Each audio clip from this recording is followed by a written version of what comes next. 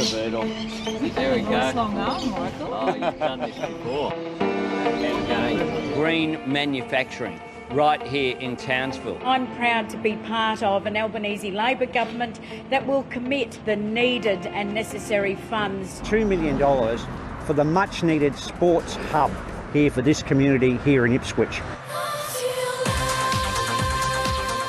Whether it is acknowledged or not, we are already well and truly into the 2022 election campaign. Political leaders are crisscrossing the country, making appearances and announcements as polling day looms very close. Oh, my favourite man! That brings us into the traditional fare of campaigns, election promises. And in turn, that has created a problem for Labor.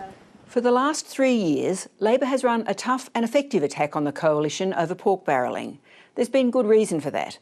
A seemingly unending series of damning reports from the Auditor-General documenting grants programs worth hundreds of millions of dollars, overwhelmingly distributed to coalition seats.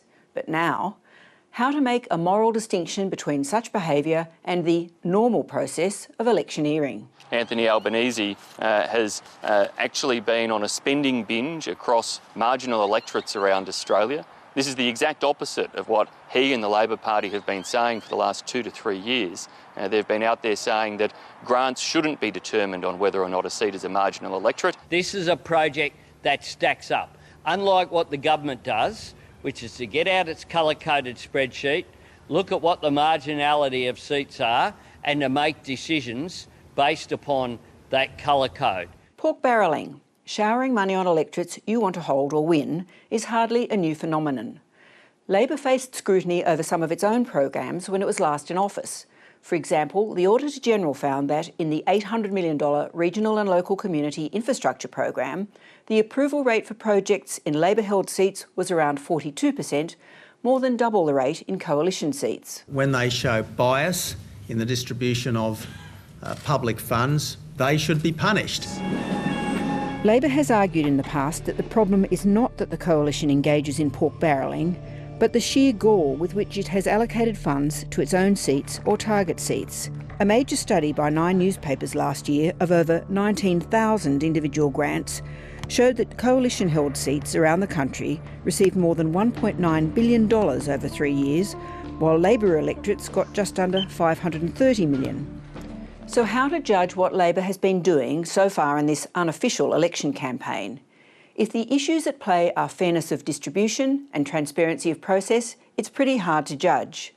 Both sides of politics have increasingly resorted to micro-messaging in election campaigns on social media platforms like Facebook and making local announcements rather than national ones. First week of the election. For example, during the 2019 campaign, both sides used Facebook algorithms to very specifically target voters based on voters' interests. Shorten wants to tax your Mitsubishi Triton. If you're a fan of Mitsubishi, you'll want to know about our plan to save you money. Hi everyone. Hey everyone. Similarly, this time around, Labor has been using Facebook and other platforms to make very local announcements of spending promises, with some reports suggesting these may already amount to a total spend of $750 million. That makes it pretty hard to determine what the total spend is and how the pledges have been evaluated. Questions to Anthony Albanese's office today from 7:30 about the scale of spending, whether there were specific programs from which funds were allocated, or caps on total spending per electorate, or the spread of spending between Labor seats and other seats, went unanswered. A spokesman referred us to previously published reports on the grants. In the meantime, the sudden focus on Labor promises has left Labor frontbenchers struggling to explain the difference between what it is doing and what it has accused the government of doing. There is a difference between establishing funds with guidelines that were broken with projects that were signed off in government is different to making election commitments very clearly before the election. However, under pressure, Labor now says many of these campaign announcements would be reviewed by bureaucrats before being allocated if it wins government. That is earth-shattering news, I suspect, to communities who have had Anthony Albanese stand in their electorate in the last couple of months and say a Labor government will deliver this new swimming pool.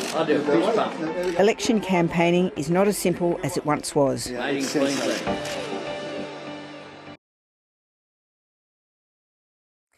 Hi, I'm Lee Sales. Thanks for watching this story. If you'd like to watch more of 7:30's stories, they are on the left of your screen. And tap on the button below to subscribe and get the latest from ABC News.